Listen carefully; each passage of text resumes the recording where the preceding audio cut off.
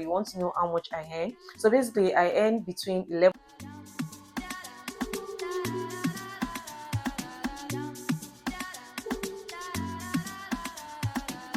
Welcome back to my YouTube channel. My name is Space Adeola Adigbero, and if this is the first time seeing me on your screen, welcome. If you're a returning subscriber, I love you guys so much. And if you've watched multiple of my videos and you're yet to subscribe, please make sure you click on the subscribe button, turn on the post notification bell so that I can get an update whenever I upload a new video. So guys, in today's video, I'll be talking about how much I earn as an international student in UK, specifically England. And I would love to put a disclaimer out there that I'm not making this video to show off or anything, but I'm making this video because when I was coming to England, right, I was also curious to know how much I could earn as a part-time student in UK.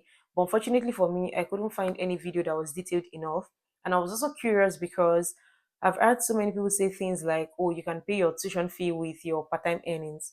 So I wanted to know how realistic that was. Also, considering the part of the world I'm from, which is Africa, money is a very sensitive topic that most people shy away from because, nobody wants to talk about their personal life or anything money related, right? But in my own case, I literally have nothing to hide because at the end of the day, I'm still a broke uni student. So like there's no point because if it didn't day, it didn't day. If the money is not there, it is not there. So like there's no point. And who knows? Maybe one of my aunties or uncles will see this video and they will remember me, say, "Ah, let me send money to this girl, let me help her situation." Or like you never can tell, right? So I just wanted to put that out there.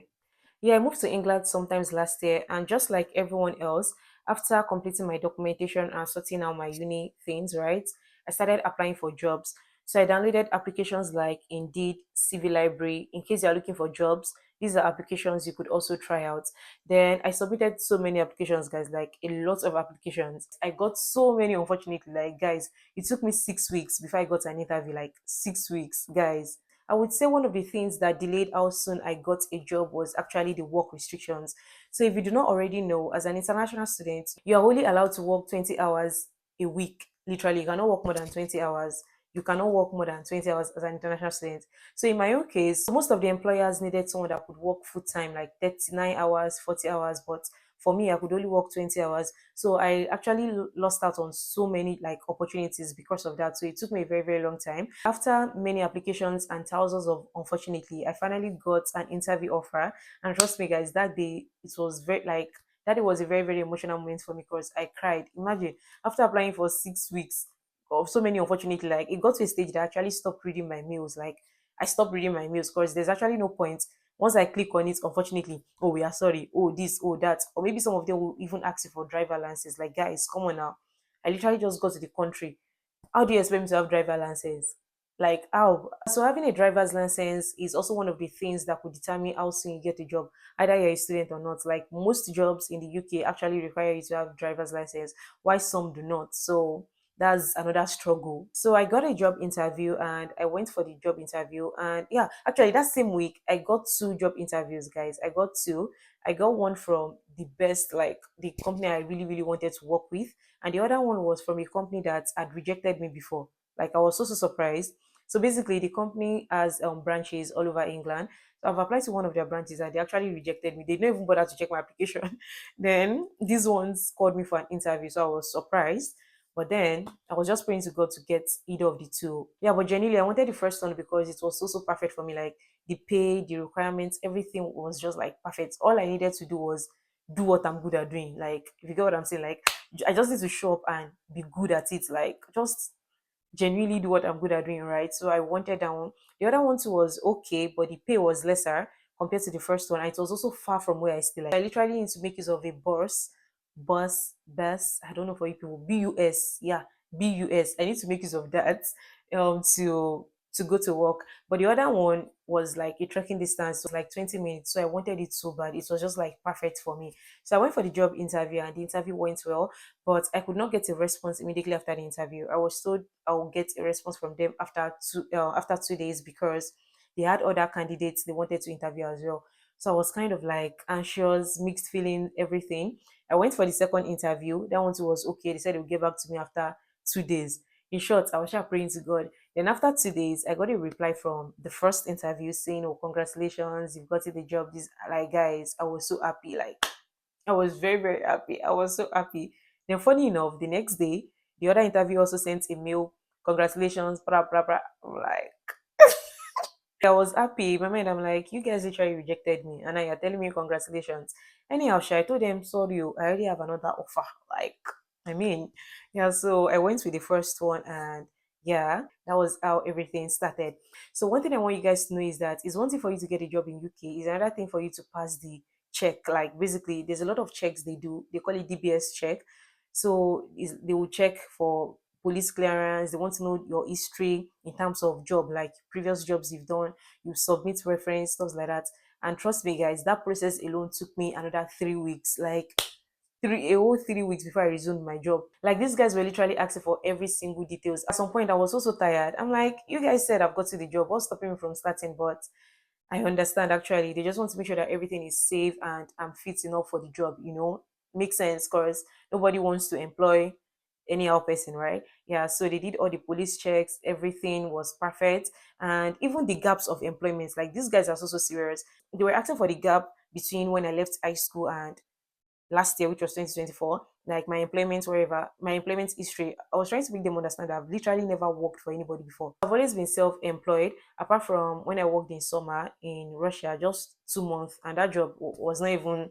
So it's not really a job like that. You get what I'm saying? Yeah. So I've always been self-employed, either selling something or whatever. Cause I'm a business-oriented person. Like anything business, I love buying and selling. So if you're watching this video and you have any opportunity for me, I'm open-minded. As long as it is something legal, I mean, legal. I don't know for you people, like you understand what I'm saying. As long as it's legit, I am available. If it is legit, oh please. If it's not legit, avoid me. Let us avoid each other. Basically, let just avoid me if it's not legit. I got my reference. I got everything. Everything was perfect, and boom, I resumed my job. So for the main reason why you guys are here, right? You want to know how much I earn. So basically, I earn between 11.50 to 12.43 pounds per hour. So in England, they pay per hour compared to where I'm coming from, which is Nigeria, right? In Nigeria, they pay monthly. I don't think anybody pays per hour in Nigeria. There might be, but personally, I have no idea of any.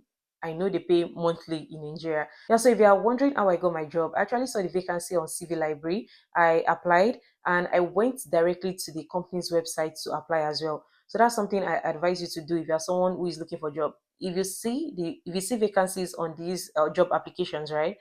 Submit your application there and also apply directly through the company because you never can tell. Like basically, I do not know which of my applications they saw. I don't know if it's the one I sent through the company or the one I dropped on CV Library. Yeah, so I advise you to make use of that as well. And if you're a nursing student struggling to find job, there's something called NHS bank shifts.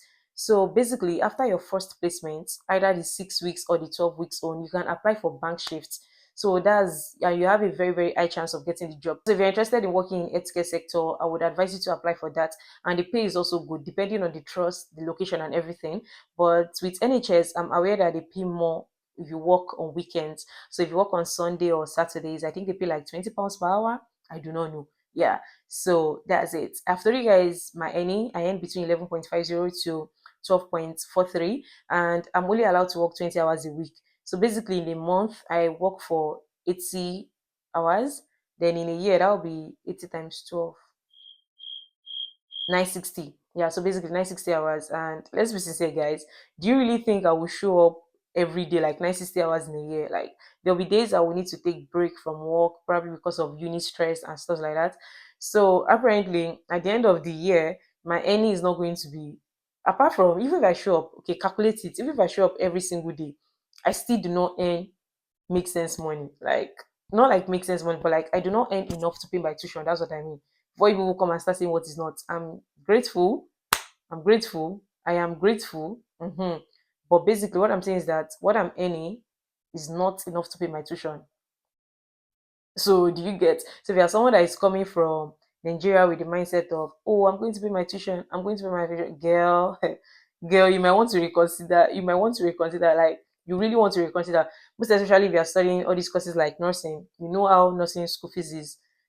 You really need to reconsider. You need to have a plan B. Like I advise every single person, even anybody I know, to always have a plan B when it comes to relocating abroad. Because if you don't pay your tuition fee, these guys they don't joke. Like they literally do not joke. If you don't pay your tuition fee, they can withdraw your visa basically. Yeah. So I advise you to have a plan B. Maybe family will pay your tuition fee, or you have another source of income to take care of your tuition fee. Yeah, and also I do not pay tax, in case you're wondering, because on my previous video I've gotten a lot of questions on tax.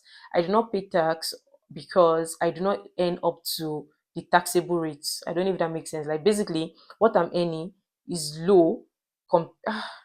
Okay, wait, let me explain. So we have different tax codes, right, in England. The most common one is the 12.5, is it 1258L? Yeah. So basically, if you earn above £12,580 yearly, like in a year, right, you will be paying 20% of the amount above 12,580. Yeah, so let's say you're in total you're earning 24,000 pounds in a year. Subtract 12,580 from 24,000. So any amount that is remaining, right? 20% of it. That's what we go to the government. Yeah. So but in my own case, I did not even earn up to 12,580. So imagine, how will I pay my tuition fee? Like, oh, I don't end up to 12K. There's no way I can pay my tuition fee with that. Then imagine accommodation is there, feeding is there. Whereas there's one agent back home that's telling you, man, worry about today. Sorry. There's an agent back home telling you, oh, don't worry, you pay your tuition fee with your I'm sorry, guys, but like basically, an agent is telling you, don't worry, you can pay your tuition fee with your part-time job. I'm not discrediting the fact that fine, you would make money from your part-time job, right? Of course, you will make money depending on your rate per hour, right? But is it enough to sustain you? That's the question. No, like it is not enough. Don't allow anybody to deceive you unless you have help or you have this thing. Maybe your parents are taking care of your tuition or anybody's taking care of your tuition. Then yeah, sure, that is enough to sustain someone. Because let's be sincere, if you're earning 12K in a year as a student who is not married or anything, that's enough. You can even save. Like, why will you not even save? That's enough money. But in my own case, I'm a broke uni student. Why? What I'm earning basically is not even enough to pay my tuition fee, and I have to sort out my tuition fee.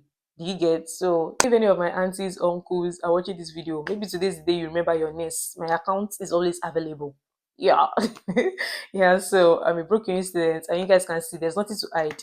Because if it didn't day, it didn't day. The money is not there. So why do I have to hide? It's like as I'm earning, it's going straight to uni.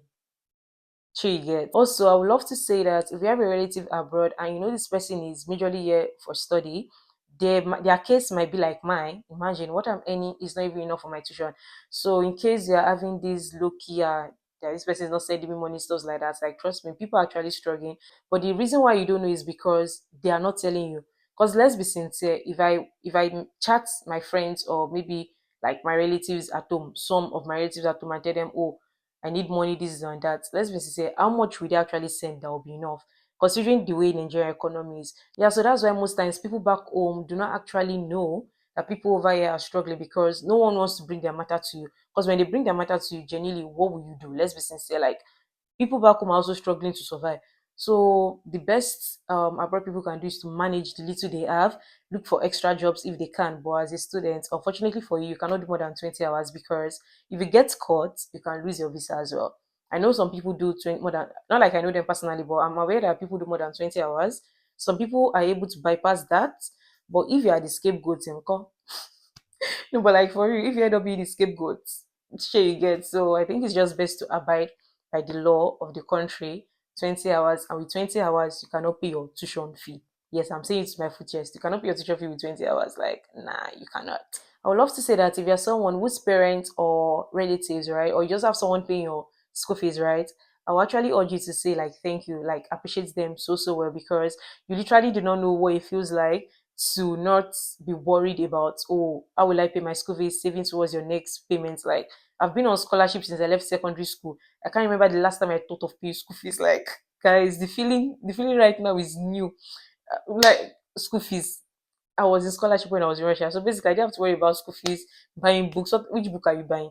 Fine, I don't buy book over here as well, but like sure you get. So now the feeling is new to me, thinking of oh, how will I pay my school fees? How will I pay my school fees? Like girl, the struggle is real. Every single night. That's what I'm always thinking about. How will I pay my school fees? How will I pay my school fees? Yeah, so I think it's something you should actually like be grateful for. And yeah, everyone in general, I think we should be grateful for our parents because they've brought us this far. One thing I keep saying is that if your parents never neglected you, you should actually be grateful to them. Fine, they do not give us every single thing we want. Or let me speak for myself. My parents do not actually give me every single thing I want up to now. They don't give me everything I want. But one thing my parents will do is that they will try their best. When it comes to education, they will go all out. Like they will really, really go all out. And I'm using this opportunity to give a huge shout out to my parents. I don't want to cry. Stop, Jesus. Am I okay? Jesus. Wait, Adeola, stop it. It's not that deep. Okay, calm down. Yeah, but actually, I want to give a huge shout out to my mom and my dad. Oh my god, this sounds so much. It's so cringe. I don't care. They're my parents. My mom, my dad, my family. Like, no, those guys are the biggest MVP. Like, and God, yeah, every single step of my life, God has been there, and I do not take God for granted. You might say it's just normal. It's normal. To me, it's not normal. Everything happening in my life is just God. Yeah, so I'm giving a huge shout out to my mom and my dad and my siblings and everyone, my relatives. I love you guys so so much. Like, how did you reach here? I don't know. And I'm also giving shout outs to my siblings, like all of them, because I'm the baby of the house. Yes, I'm the baby of the house. So imagine you get it, like having elder siblings. I cannot relate. These are the firstborns. Sorry, sorry to you guys, but we love you guys. Coming from a last born, we love firstborn, secondborn, thirdborn, middle child. We love you guys for taking care of us. Thank you. And I hope you also do the same to your parents. Call them, appreciate them for so many for what they've done, right? And someone might be watching this thinking, oh, what's all this? Why are you doing this? Why are you doing that? For me, my parents have sacrificed a lot for me to be where I am today. Like not only for me, even my siblings as well, they've sacrificed a lot. That's why I'm using this opportunity to say thank you to them. Like they say, make sure you give flowers to people when they are alive. It's not when they are no more, you now start saying, oh, they did this, they did that. I mean, I'm letting the whole world know publicly without being shy that I'm grateful for my parents because, yeah, I really, really appreciate them. And I'm grateful for the little they do, every single thing they do for me. Like, I'm so, so grateful. And one thing I've learned from our parents' generation is that these guys make so many sacrifices for us. And I'm so scared for my generation. You see, this is our Gen Z and is it Gen X? The next generation is that I doubt if most of us can make half of the sacrifices that our parents made for us to be where we are today. Like, trust me, we cannot. Like, I'm saying it as a Gen Z. I'm sure 90% of us cannot make half of the sacrifices our parents made to make sure we are where we are today. So, guys, you should actually like be grateful for your parents. Either they have it big, they have it small, either they're sending you money or not. Like, bro, the little they've done, just appreciate it. Yeah, so that's just it, guys. I don't want to talk too much. I don't know. I just end up talking too much. I guess that's why I'm on YouTube. Yeah. So that's just it, guys. And I love you guys so so much. I hope you enjoy watching this video, and I hope you've learned one thing or two from this video. You cannot pay your tuition fee as an international student working 20 hours. Working 20 hours, you cannot pay your tuition fee with that. You need another source of income. Yeah, so that's just it, guys. Take care of yourself. I love you guys so so much. Like, enjoy the rest of your week. I'm giving you guys kisses. Bye, guys. Yeah.